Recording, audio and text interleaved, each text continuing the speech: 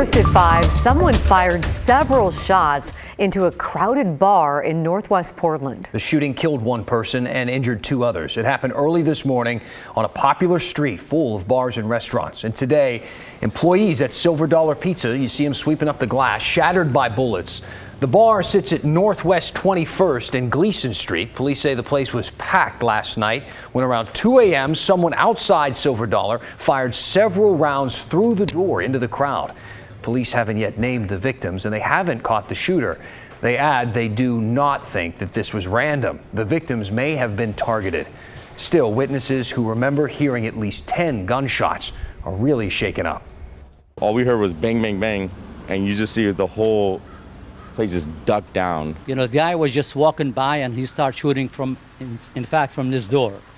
As you could see, through the glass. This shooting is prompting more calls for local leaders to get gun violence under control. Portland's seen 923 shootings so far this year, up from less than 400 in 2019.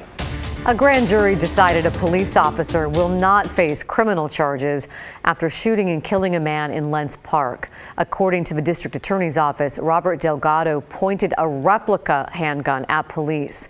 Officers believed it was real and fired. This happened back in April.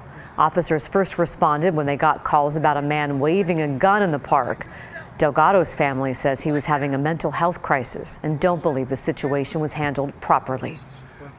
An overnight fire destroyed a warehouse in southeast Portland at 9th and Alder. It required 4 alarms and about 80 to 90 firefighters to get it under control. You might have noticed all the smoke, which was visible throughout the day. The warehouse collapsed from the flames. Luckily, the building is empty. It's been abandoned for several years. No injuries have been reported. There have been issues with fires at this building before. This is a large abandoned warehouse type building. We're very familiar with the building. We've been here before. We've had other fires in the building. When crews got here, they had heavy fire showing on the east side of the building. And because it's an unsafe and dangerous building, they could not go in and make an interior attack. So we had to start attacking the fire from the exterior. Investigators are working out what started the fire. Lewis and Clark Elementary in St. Helens is being forced to switch to remote learning due to suspected COVID cases. The school sent this letter to parents saying in-person learning is on hold starting on Monday. It's because many students are sick with what may be COVID. The school says it's waiting on lab results to confirm, but in the meantime, kids are headed home and the school will be sanitized. COVID testing is generally available if you're willing to make an appointment and wait. If you're looking to get tested sooner, an at-home COVID-19 test kit may be your best bet, but it also might take a while to track one down. Christine Pitawanich spoke with people who say they've had a difficult time finding one. My name is Cynthia. I'm a resident in Estacada, and I have a 5th grader in public school right now. So COVID is a hot topic. A few weeks ago, Cynthia Trindell, her son Elijah, and her mother might have been exposed to COVID-19. I immediately tried calling urgent cares. They wouldn't test us without showing symptoms for 4 to 7 days. And we had to make an appointment. For Trindell, that was too long, so she called around looking for an at-home COVID-19 test kit. No one had them, except one store. Okay. But I showed up and the woman said, no, we're all out. And I'm like, but I just called like 15 minutes ago. Trindell says something similar happened to her best friend. They're not the only ones having a tough time finding at-home COVID-19 tests. This week, Tina Kitchen began looking for one for her daughter to have, just in case. And every time it's out of stock by the time I'm ready to do the pickup. So by the time it's really there to be purchased. It's a bit of a toss-up when you're looking online. For instance, the CVS website shows the Illume COVID test is out of stock both online and in many CVS stores from Vancouver to Salem. The Binax Now test kit is largely sold out too. The Quick View kit is available to ship, though a disclaimer says due to high demand, it could be delayed. It's a similar situation on other websites. If we can stop it from being transferred to any one person, it's so very important. And it's so frustrating too, especially as a parent and someone who works in the medical field. It's like, shouldn't these be more readily available, and why are they so damn expensive? If you're interested in getting an at-home COVID-19 test kit, remember, they're generally not as accurate as a test you may take at a doctor's office that also requires a lab to process it. Yale Medicine says because of decreased sensitivity in at-home kits that don't require lab processing, the FDA recommends taking multiple tests over several days to better catch asymptomatic infections. Christine Pedawanich, KGW News. Oregon State employees now have less than a month to get at least the first dose of one of the vaccines to keep their job. Many of you have asked how many state workers have requested a religious or medical exemption instead of getting the vaccine. KGW's Verify team learned nearly 2,300 state employees out of 42,000 requested an exemption so far. 90% of those exemptions were for religious reasons. HR is going to have to decide, do we accept this claim for religious exemption or not? And in doing that, they probably will engage in the question of, well, does this person really sincerely have this religious belief? Or do they have anti-government views and they don't think the government should be able to tell them what to do? But because that's not a basis for an accommodation, they're claiming a religious accommodation. Coming up at 6 o'clock on The Story, we're going to break down the number of exemption requests by department. Some healthcare workers and first responders are pushing back against Oregon's COVID vaccine mandate. A motion has been filed on behalf of Oregon healthcare workers and Mandate Free Oregon. They represent healthcare workers as well as firefighters and other emergency service personnel.